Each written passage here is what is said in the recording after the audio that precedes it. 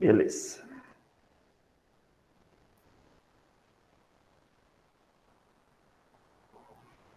Então, como eu estava falando, né, trabalho e calor são duas coisas que uma pode ser transformada em outra, e a gente comentou um pouquinho sobre ciclos térmicos. A gente falou sobre esse ciclo aqui, que era um exemplo genérico de um ciclo termodinâmico, em que eu tinha algumas transformações, como a gente comentou na última aula. A transformação isobárica, na qual a pressão ela é constante, e o isovolumétrico, no qual o meu volume ele é constante. Então, essa transformação aqui, do meu ponto 1 ao meu ponto 2, se a gente olhar no meu gráfico, eu tenho que a pressão aqui, de 1 para 2, ela é a mesma. Então, a pressão nesse ponto, nesse ciclo, a pressão nesse ponto aqui é a mesma. Já o volume vai alterar. Meu volume 1 está aqui, meu volume 2 está aqui. E a gente comentou que esses ciclos térmicos são importantes nas máquinas térmicas. E é algo que a gente vai estar mostrando um pouco mais a fundo na aula de hoje. Então, só para exemplificar aqui o que a gente falou na última aula, que o trabalho e o rendimento de uma máquina térmica está associado ao calor da fonte quente e o calor da fonte fria. Então, lembre lá que uma máquina térmica, como uma caldeira, o meu calor vai fluir como se fosse uma xícara de café quente, então vai fluir da parte mais quente para a caldeira, da caldeira para a parte mais fria da caldeira. Enquanto esse fluxo de energia está passando, parte dela eu desvio e utilizo ela para realizar trabalho. Então, na caldeira, por exemplo, um trem, uma locomotiva, parte desse trabalho vai ser utilizado para girar as rodas da locomotiva e fazer com que o trem ande, né? Os trens antigos que eram utilizados, né, uma caldeira para fazer o trem se locomover. Hoje em dia, os trens são todos dieselétricos, por exemplo. Então, a gente viu que a nossa fórmula do meu trabalho para esse tipo de ciclo térmico aqui é calor da fonte quente menos o calor da fonte fria, e a gente pode calcular o rendimento dessa máquina térmica. Então, de uma máquina térmica real é o calor da fonte fria sobre o calor da fonte quente. Então, 1 menos esse valor. A gente vai ver que para um determinado tipo de ciclo térmico, nessa aula, que é o ciclo de Carnot, o rendimento só depende das temperaturas das duas fontes. Então, se eu for lá numa máquina térmica medir a temperatura da fonte quente, medir a temperatura da fonte fria, se a máquina estiver num ciclo de Carnot, eu posso calcular o rendimento dessa forma. E, por fim, rendimento também é trabalho sobre o calor da fonte quente. De uma máquina térmica dessa forma aqui, né? Cujo calor está passando da fonte quente para a fonte fria. Não uma geladeira, né? Então, nessa aula, a gente vai aprofundar um pouco mais sobre ciclos termodinâmicos. A gente vai ver alguns ciclos clássicos, que é o ciclo de Carnot, o ciclo Otto e o ciclo Diesel. Se vocês tiverem dúvidas, é só perguntar. Deixa eu só controlar o horário aqui para a gente não passar.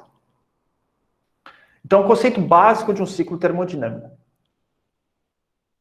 São processos que um sistema realiza com o objetivo de ou obter trabalho do sistema, como a gente comentou, ou realizar trabalho sobre o meu sistema. Então, uma forma de obter trabalho é o motor de combustão interna, por exemplo.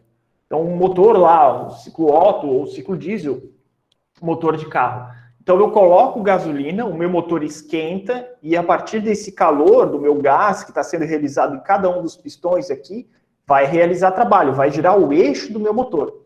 Então, eu botei fogo nessa máquina, né, lá nos pistões, lá, elas vão explodir, como a gente vai ver hoje, e eu retiro o trabalho dela. Então, botei lá gasolina, ela foi queimada, e eu consigo fazer com que o carro se locomova. Ou um refrigerador. Então, um ciclo térmico do refrigerador, que a gente não vai ver na aula de hoje, vai ser nas próximas aulas, ele realiza trabalho sobre o sistema.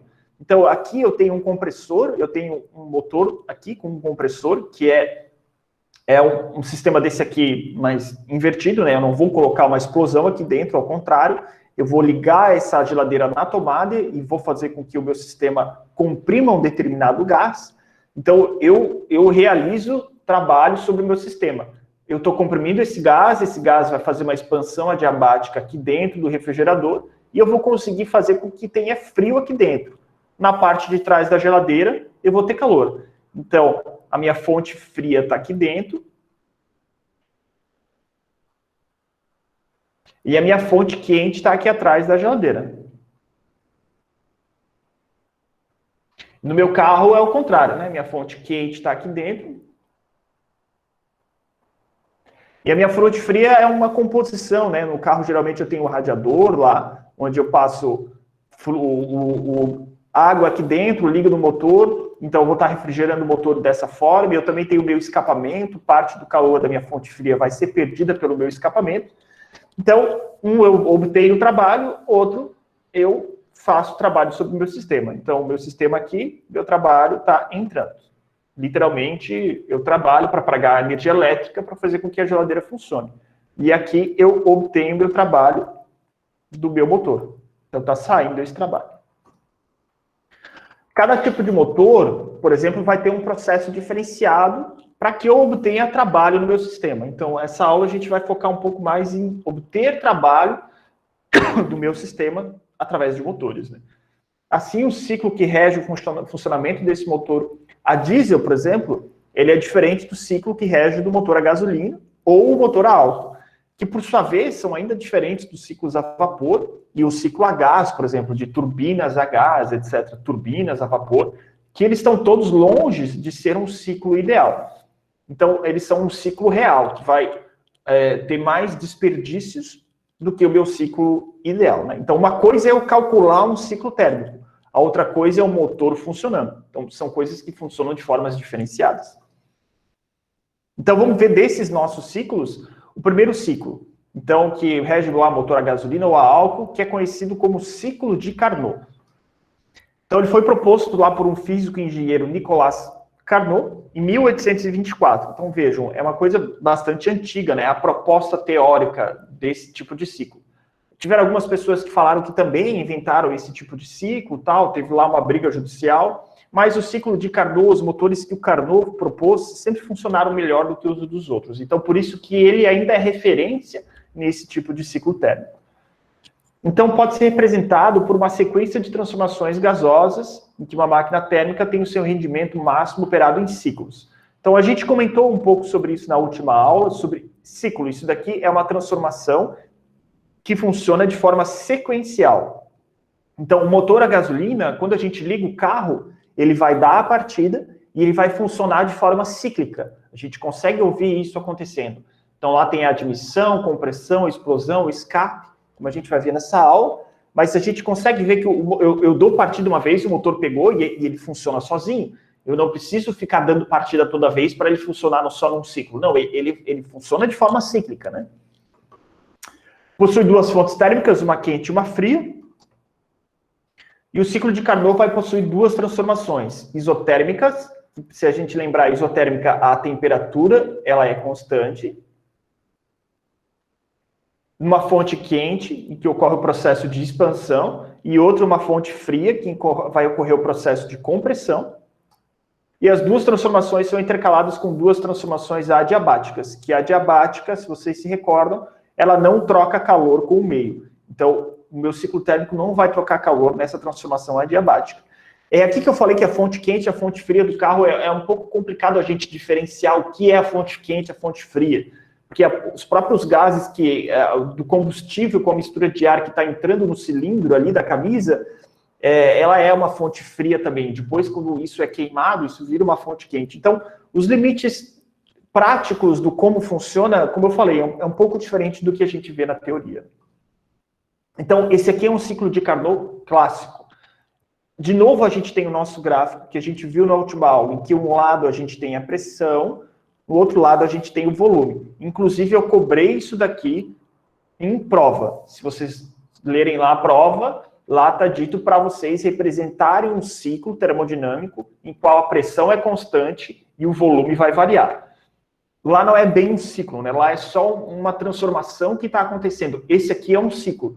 Então, notem, eu tenho o meu gás lá, o meu motor, ele vai funcionar do ponto A ao ponto B, ao ponto C, ao ponto B ao C, depois do C ao D, o D vai voltar para o meu A. Nos meus processos, do meu A ao meu ponto B, eu tenho uma expansão isotérmica. Então, o meu gás ele vai retirar a energia da fonte quente. Então, ele vai absorver a energia da fonte quente. Do meu ponto B ao meu ponto C, eu tenho uma expansão adiabática. o gás não vai estar trocando calor. Ponto C ao ponto D, eu tenho uma compressão isotérmica, qual o gás vai rejeitar a energia para a fonte fria. E meu ponto D ou meu ponto A, eu vou ter uma compressão adiabática, no qual o meu calor não vai ser trocado, né? Então eu tenho lá a expansão, que é a explosão que acontece no meu cilindro, e eu tenho a minha compressão, quando o gás vai fazer a compressão da mistura de ar combustível que entra dentro do meu pistão. Isso daqui é o gráfico teórico. Na teoria deveria funcionar dessa forma. Na prática não é bem assim que funciona. Então aqui eu tenho uma temperatura 1, que a minha temperatura 1 é a minha temperatura da fonte quente.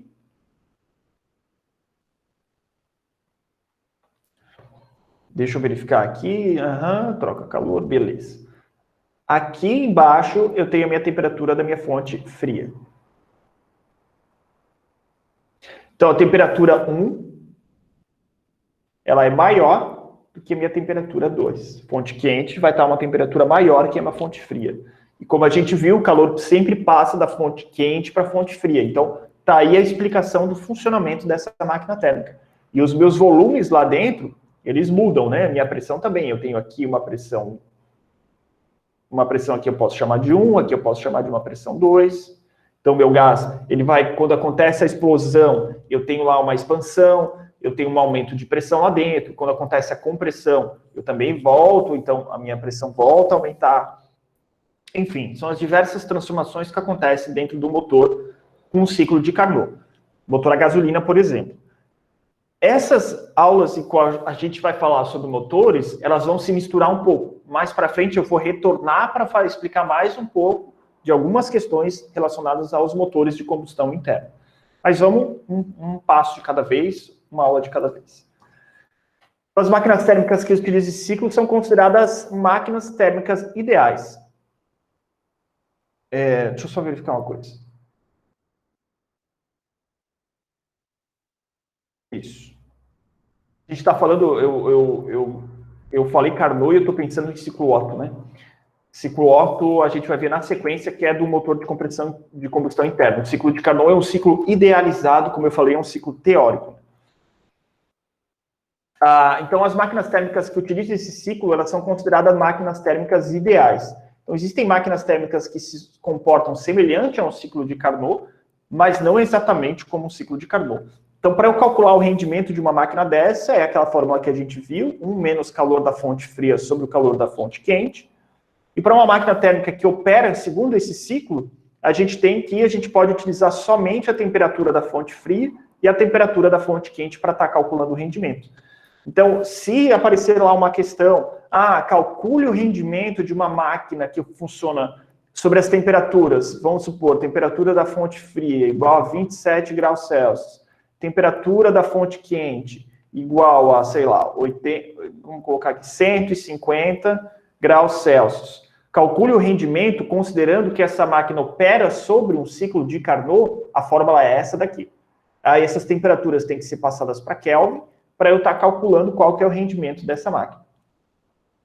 Quanto maior a temperatura da fonte quente, numa máquina que opera segundo o ciclo de Carnot, maior vai ser o seu rendimento.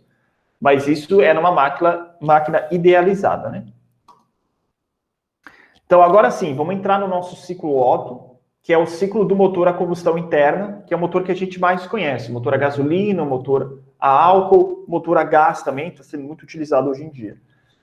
Então, foi proposto por Nikolaus Otto em 1876.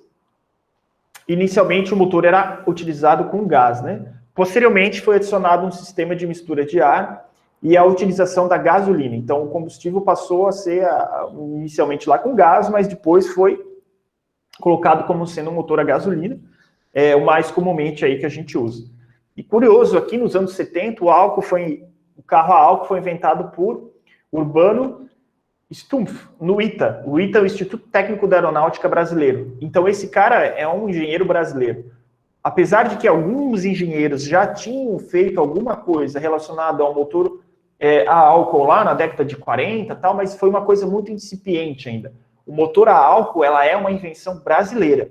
Então, foi nos anos 70, nos anos 80, tinha o pró-álcool, que era a partir ali da crise do petróleo, o governo brasileiro decidiu investir nesse tipo de alternativa, né, de combustível para a nossa matriz energética, porque a gasolina ficou muito cara. Então, os carros começaram a vir, os carros a álcool. Se vocês se lembram, os carros mais antigos a álcool, tu liga ele, num dia muito frio, ele tem toda lá uma demora para que o motor comece a funcionar, comece a esquentar. Depois que ele esquenta, o negócio engrena e vai. E mais recentemente, a gente tem os carros flex aqui no Brasil, né, em que a gente tem um reservatório lá de gasolina próximo do motor, lá em que quando a gente bate o carro, ele primeiro pega na gasolina, o motor esquenta, depois ele muda sozinho para o ciclo, começa a, né, pegar o álcool do tanque de combustível e jogar dentro do motor. Então, isso é uma coisa que foi desenvolvida aqui no Brasil, a gente é pioneiro nessa tecnologia, e é muito legal isso, né? Eu acho particularmente bastante interessante o carro flex, né? Que não importa a mistura lá de gasolina a álcool, o carro vai funcionar bem. Então, funciona dessa forma o motor com o ciclo Otto, a gasolina. Então, a gente tem 4 estágios. Aqui, nesse motor, a mistura ar-combustível está entrando pelo lado direito. Então, aqui eu tenho ar mais combustível.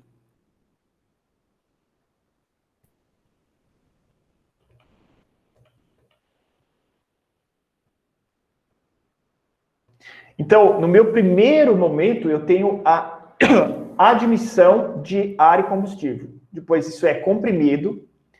Vamos ver por partes aqui. Então, é admissão, compressão, explosão e, por fim, o escape. Então, os gases de escapamento saem por aqui. Então, esses são os 4 ciclos do motor Otto. E se vocês se lembrarem, a gente falou num gráfico cíclico, ele tem 4 pontos, o meu gráfico cíclico. Se eu ver a pressão, o volume dele, vai ter o ponto 1, meu ponto 2, meu ponto 3 e meu ponto 4. Esses 4 pontos do gráfico são justamente os 4 pontos do meu ciclo do meu motor, da minha máquina térmica. Só que o meu combustor, meu ciclo Otto, não é assim no gráfico, ele é um pouquinho diferente. Vamos ver como é que é o gráfico do meu ciclo Otto. Então, ele é desse tipo aqui, ó. Nesse exemplo, a minha mistura ar mais combustível está entrando desse lado aqui. Então, é o inverso do anterior. Então, aqui eu tenho meu ar mais meu combustível.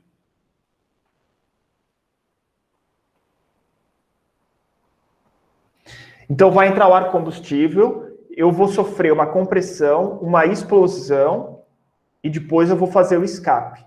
E o meu gráfico de pressão sobre o volume desses 4 pontos está aqui. Então, ele começa nesse ponto aqui no caso V2, vamos ver. Ele se desloca, então, eu tenho um aumento de volume, notem, o volume fica maior, depois o volume reduz e a pressão aumenta. Eu tenho uma explosão, que é essa parte aqui que a gente chama de adiabática, que é justamente aquela transformação que foi falado, que ela é muito rápida e ela acontece sem trocar calor com o ambiente. Então, depois que eu tenho uma explosão aqui, vamos deixar ele voltar ao meu ciclo, então tem uma explosão, minha pressão é extremamente alta, e a minha expressão vai tender a cair, e o meu volume vai tender a aumentar de novo. Notem, depois que explode, vamos verificar aqui, volta a aumentar esse volume aqui, então volta a ter uma expansão, e depois eu tenho aqui de novo uma compressão adiabática. Então essas aqui são as minhas linhas adiabáticas. Aqui eu tenho outra. Então, esse é o funcionamento de um ciclo Otto, do motor de combustão interna, e essas são a associação de como é o funcionamento desse meu sistema mecânico lá e como é o gráfico que representa essa transformação. Beleza, gente? Todo mundo entendeu? Alguém está com dúvida?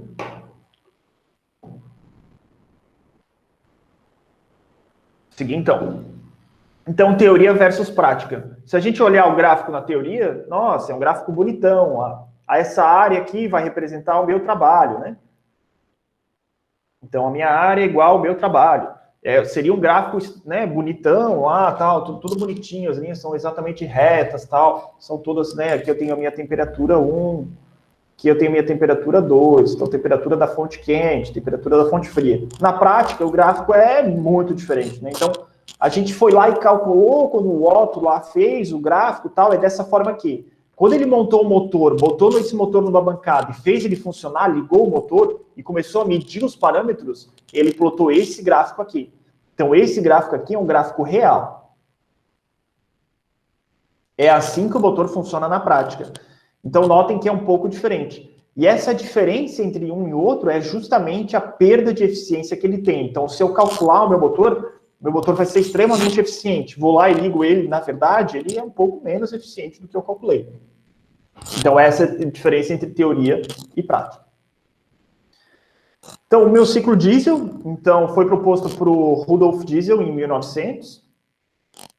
Ele é mais eficiente do que alguns outros motores. Ele é caracterizado pela combustão ser causada pela mistura ar mais combustível. Então, vamos ver como é que funciona. O ar é admitido pela câmara no meu primeiro ciclo. No segundo ciclo, o pistão faz a compressão dessa massa de ar. E uma vez que está comprimido, então, depois da compressão, eu vou injetar o combustível sob pressão no interior dessa câmara. E por conta dessas altas temperaturas, do que o gás, quando eu comprimo o gás, ele esquenta, né? E da pressão ser muito alta, essa mistura, então, vai sofrer uma explosão no final do ciclo. Então, eu admiti o ar, eu comprimi esse ar, e depois que eu vou estar jogando combustível, e aí vai acontecer a explosão.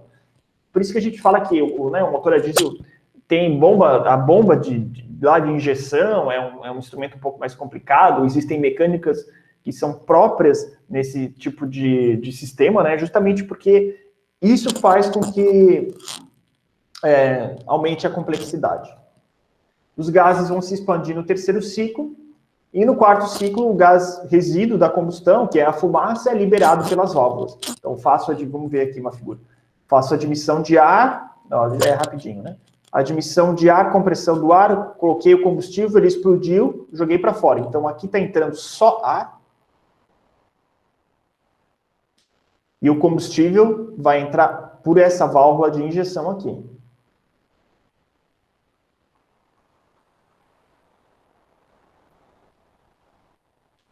E aqui vão sair, por fim, a fumaça. Na hora que dá a entrada de ar aí, o combustível já pulveriza, né? Junto com o ar. Então... Porque é na pulverização que dá a combustão ali, né? Se entrar só combustível direto, ele não dá explosão. Ah, entendi. Tu trabalha com isso? Trabalho. Aqui, na teoria, pelo menos, diz que entra só ar aqui e só depois que vai entrar a mistura de... Aí ele pulveriza o combustível. Isso, aí faz a pulverização e aí ele explode, né? Aí dá explosão. Uhum. E o motor a diesel não vai ter vela, né? Vela não, aí acho que é compressão do diesel, né? Isso, é isso que a gente falou. Então, esse ar, essa mistura, quando ela é comprimida, chega no ponto de fulgor, lá, se eu não me engano, acho que esse é o nome, dessa mistura e ela entra em combustão sozinha, né? Então, por isso que o motor a diesel, se tu empurrar o carro, ele pega, né? É isso? Verdade. Um carro já no ciclo Otto, um carro a gasolina, se tu empurrar o carro, ele até pode vir a pegar. Se ele for carburado, tal, né, um Fusca, um motor mais antigo, ele pode pegar. Agora, o motor novo com injeção eletrônica, se tu fizer isso, tu pode entortar todo o comando de válvula do carro, né? Não, ele até pega o carro injetado, mas não é bom, não. Então, não é bom, Já o diesel não, né? Por isso que... Não, o diesel, qualquer tranquinho que você der, ele já pega. Ele já inicia o ciclo, isso aí. Enfim, ele funciona de forma cíclica, né? Pegou, ele vai sair andando. Isso aí. Então, o ciclo diesel, no meu mesmo gráfico pressão, volume, ele é completamente diferente do meu ciclo Otto. Então, notem que o meu ciclo termodinâmico é muito diferente. Eu tenho aqui uma transformação a pressão constante e eu tenho uma transformação aqui a volume constante. Então, ele funciona de forma diferenciada, né? O QP aqui é o calor recebido e o QO é o calor perdido para o meio ambiente. Então, aqui é a minha fonte quente. E aqui a gente chama de fonte fria. Os pontos numerados, então, 1, 2, 3, 4, são os estados do sistema, né? Então, eu tenho diversas transformações que acontecem também dentro do meu ciclo diesel para que esse ciclo, né, volte a acontecer. Como eu falei, é uma coisa cíclica, né? Então, a principal diferença entre esses dois ciclos, né? Nos motores a gasolina, então, existe um dispositivo faiscador, que é a vela, e na maioria dos motores a diesel não há esse dispositivo. Aqui eu coloco maioria porque a fonte que eu peguei falava que é a maioria. Eu não sei se existe algum tipo de motor a diesel mais específico que vai ter algum tipo de vela. Eu nunca vi, eu não conheço, mas enfim, o livro trazia assim, então eu apresento para vocês dessa forma. Outro ponto é que no motor a gasolina o combustível entra na câmara durante a admissão de ar, né? Que provoca perdas na taxa, que é taxa de compressão do motor. O sistema diesel ali, somente o ar vai ser aspirado na admissão e o combustível é adicionado quando o motor está na máxima compressão, faz a pulverização do combustível e acontece a explosão. Então, isso na teoria, né? A densidade energética do diesel é maior. Então, para cada 3,785 litros ali de diesel, eu consigo obter 15 milhões de joules de energia. Já se eu tiver esse mesmo volume na quantidade de gasolina, eu vou obter 138 milhões de joules. Então, percebam, a densidade energética, quando a gente diz, lembra, densidade lá, que nem a gente viu, é massa sobre o meu volume. Né? Mas aqui a gente está falando em energia. Então, dentro do lado, um volume, a quantidade de energia que eu tenho aqui dentro é maior no meu diesel do que na minha gasolina. Então, por isso a gente chama de densidade energética. Então, lá num determinado volume, nesse caso, 3,785 litros de diesel, eu tenho mais energia do que no meu motor a gasolina. Gente, a aula de hoje era isso. É uma aula de introdução sobre os meus ciclos térmicos. Está sendo interessante porque as aulas de máquinas térmicas, elas vão durar o ano inteiro. Na verdade, elas vão até o próximo semestre, né? Eu só interromper a gravação.